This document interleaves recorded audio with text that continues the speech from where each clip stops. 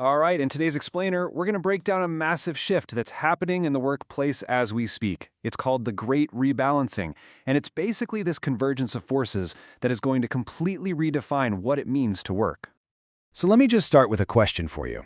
What if 80% of what your manager does every day could just be automated? Now, this is not a hypothetical. A whole wave of new research suggests that by 2026, this is the reality we're heading towards. And if that happens, well, that changes everything about the nature of work itself. To really get what's going on, you need to picture the modern workplace as a pressure cooker. Seriously, on one side, you've got all this economic uncertainty, and on the other, you've got this incredible, rapid technological disruption. You put those together, and you get immense strain on a way of working that hasn't really changed in, 50 years? And AI is what's really cranking up the heat in that pressure cooker. McKinsey estimates that 12 million U.S. workers, that's a huge number, might have to completely switch careers by 2030. And we're not just talking about any jobs. We're talking about the erosion of those traditional white-collar office and admin roles that so many people thought were secure for life. And this is creating a really fascinating split in the market. While those entry-level office jobs are starting to vanish, guess what's seeing a huge surge in demand? Hands-on, skilled trades that you just can't automate, like construction. It's completely upending our traditional idea of what a stable career even looks like. Meanwhile, companies are tightening their belts, right? Hiring freezes are becoming the new normal. And who's feeling the squeeze? The managers. A Gartner study found that 62% of them are dealing with way higher workloads, basically being asked to do the work of all the people their companies can't or won't hire. All of this pressure is forcing us to ask a really fundamental question. In this new world, what is a manager even for? And the answer seems to be found in this concept called the Great Unbundling. Unbundling is all about taking the traditional job of a manager and just splitting it in two. On one side, you've got all the procedural stuff, all the tasks a machine can handle. And on the other, you have the work that is uniquely, irreplaceably human.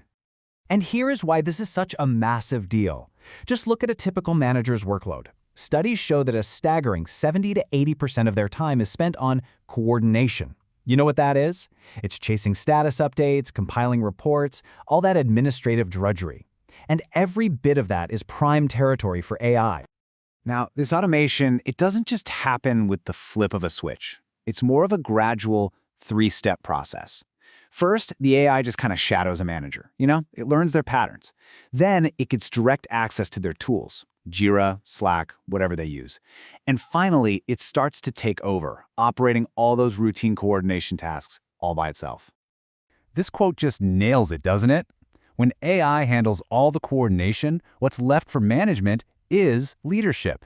It frees up human beings to focus on the things machines just can't do: coaching, mentoring, and making those really tough, nuanced judgment calls. Okay, so if AI is handling all the coordination, what's left for people to do? Well, the answer lies in building a much more human-centric way of working. And the evidence for this shift, it's really compelling.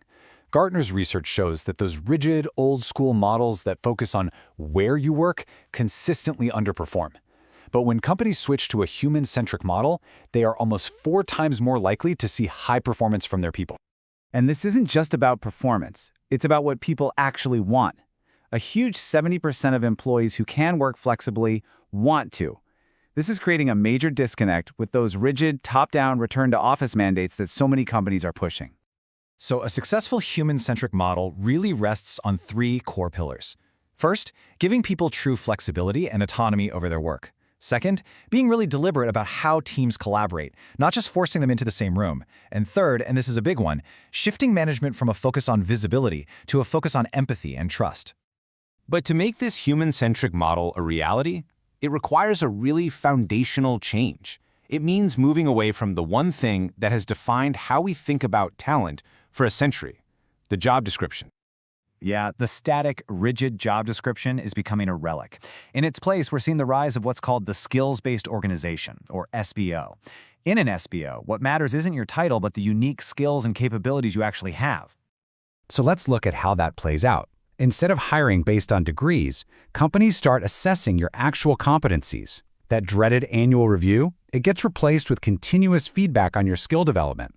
And work gets assigned not based on who has the right title, but on who has the right skills for that specific task. But this rebalancing isn't some free-for-all.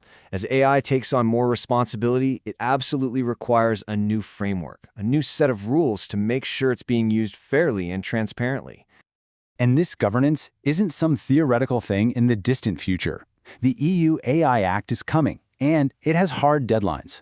By August 2026, any AI used in HR for things like hiring is going to face strict new rules. And don't think this only applies to Europe. If your company has even one employee or one job candidate in the EU, you're going to have to comply.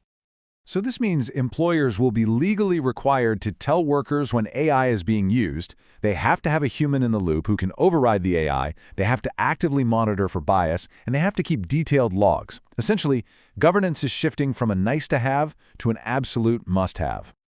So, the great rebalancing isn't about humans versus AI. It's about creating a new partnership where each plays to its strengths. The real question this leaves us with is a personal one.